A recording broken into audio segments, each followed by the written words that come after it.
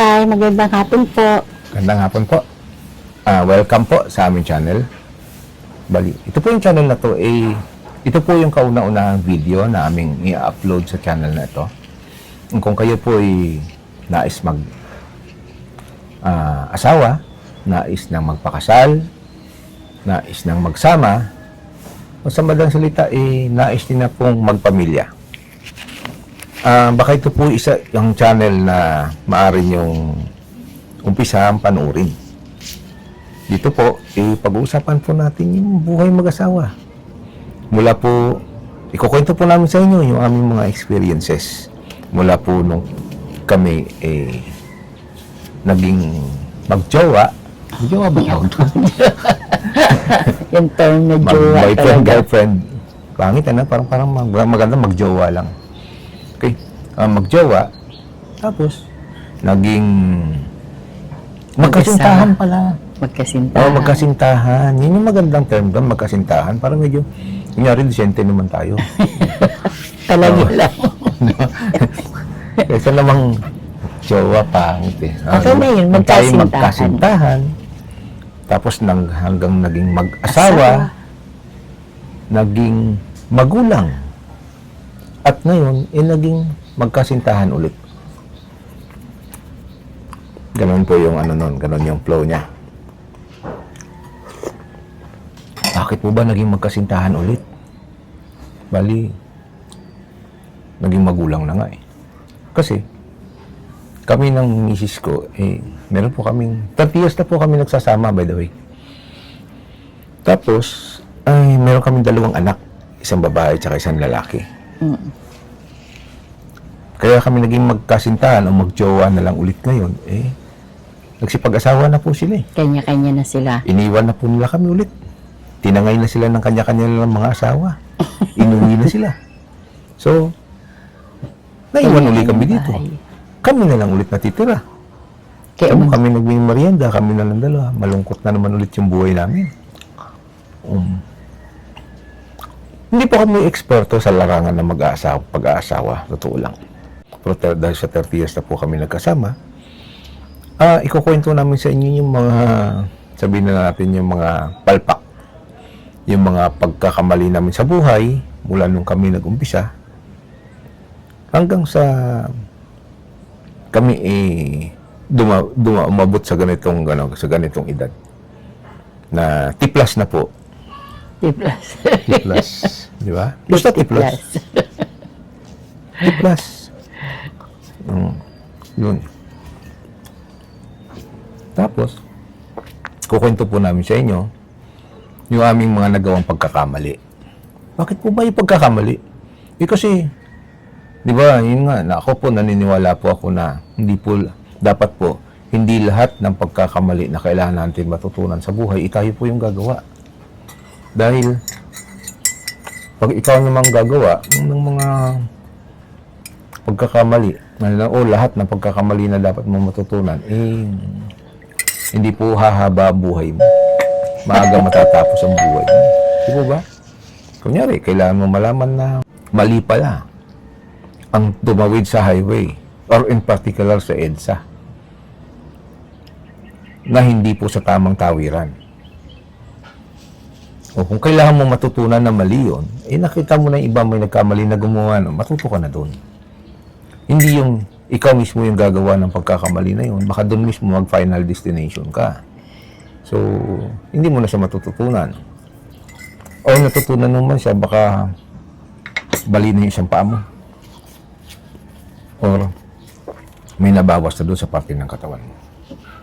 So, ganun din po sa pag-aasawa. Kailangan po natin matuto doon sa pagkakamali ng iba para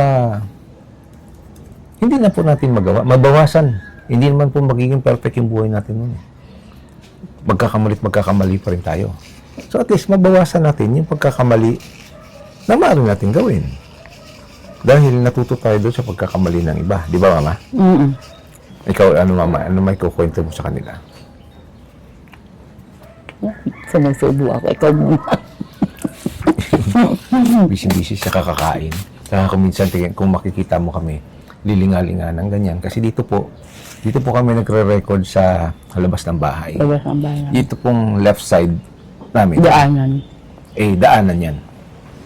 So, may dumadaan na kung minsan, siyempre, baka mamaya mapatingin na, kapitbahay, kakilala kami. Or, kung minsan talagang, siyempre, may ilang ka rin na may dumadaan na po nagre-record. Kaya lang, pangit po mag-record doon sa loob ng bahay kasi pag sa loob ng bahay, nag-e-echo po yung boses mo. So, pangit. At least dito, naka-noise cancelling ka lang ng konti. Yung ibang ingay sa labas, marinig mo pa rin, pero hindi na siya ganun ka nag-aagaw sa boses mo at yung boses mo buo at hindi siya nag-e-echo doon sa loob ng pag tumatama po kasi sa mga wall, nag-e-echo po yan. So, ganun po. So, balik po tayo doon sa usapang mag-asawa.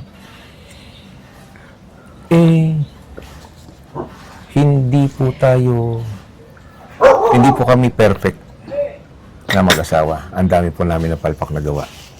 Napagdaanan. Ay, sinabi ko nga kanina na hindi nga kami expert sa pagkakataong ito sa ganitong larangan. Ngunit, aminin natin na marami na po kaming pagkakamali na gawa.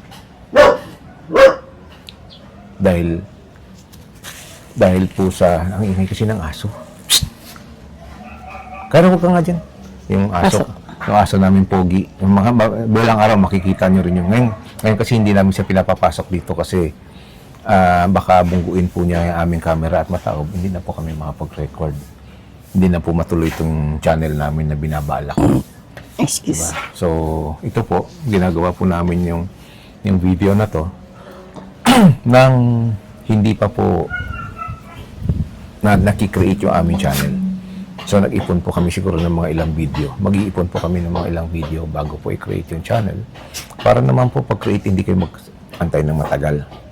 So, ayan po. Sa ngayon, medyo wala po tayong binabanggit na mga masyadong pangyayari sa buhay. Kasi nagpapakilala pa lang po kami. Ako nga pala si Papa at ito po si Mama. Yeah. Doon na lang po kami tawagin na gano'n, si Mama at si Papa. Yun din po tawag sa amin ng mga anak namin. Dalawa lang po anak namin. So, babae lalaki po yun. So, ikukwento din po namin sa inyo kung paano po gawin na pag nakagawa ka ng lalaki, kasunod babae. or nakagawa ka ng lalaki, kasunod babae. So, pwede ka na mag-decide kung hihinto ka na o hindi pa. Di po ba? Kami po, nag-family planning na po kami niyan.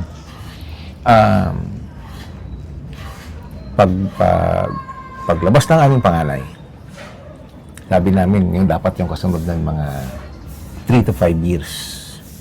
So, most probably, kung hindi graduate ng college or graduating pala ng college, graduating parang ng college, bago pumasok yung isa sa college, di ba? Kasi may pagitan silang 3 to 5 years. Pwedeng 4th year yung isa, 1st year yung isa. So, medyo magkaroon ka man ng konting struggle din sa buhay kung talaga mahirap yung ano mo 1 year lang. Di po ba? Pero, kasamaan palad, Magkasunod. 1 year. Ay, 10 days. Yes. After mag-birthday yung panganay, sumunod na po yung pangalawa. Ganun po kami katindi. Pero pag yung panganay namin ay lalaki, sumunod ng babae. Kanya kami kasintado. Diba? Kaya agad hinto. Nakakatakot Sabi ng doktor nun sabi niya, pwede ba siya banggitin? Siguro naman na hindi na siya nagpa-practice ngayon, baka matanda na siya. Doktora Ongkeko pa yun Doon ka nanganak mo saan ka ba nanganak mo sa? Polymedic Hospital. General Hospital. Ay ngayon po Victor Potenciano yata siya ngayon sa Mandaluyong. Pero Polymedic pa siya dati. Yun. So, sabi ng doktor sa amin nagpapalaygit kami kasi yun nga, bilis na nasundan Sabi ng doktor sa amin magpapalaygit kayo bata-bata niyo pa. I was 2024 yata. 25. Tapos misis ko ganun din, 24, 25. Sabi, bata pa kayo, baka magsisi kayo. Hindi, Dok. Pag hindi mo po nilagay yan, next year, nandito na naman ka. Makikita na uli tayo. So, talian nyo na yan. So, sabi niya, Dok, sige, tahiin ko. Pero, Dok, tiran mo, kunti. Huwag mo sara lahat, ha? Joke lang. Raul. Yun lang po. So, kung kayo pong interesado sa mga ganong usapan, click the notification bell, And subscribe. like, and subscribe para po sa mga susunod namin video mapanood nyo po. Sikapin po namin maging maganda at educational po to sa mga nagpaplano pong magpamilya. I-share po namin sa inyo lahat. Ngayon, for now, bye-bye at see you on our next video.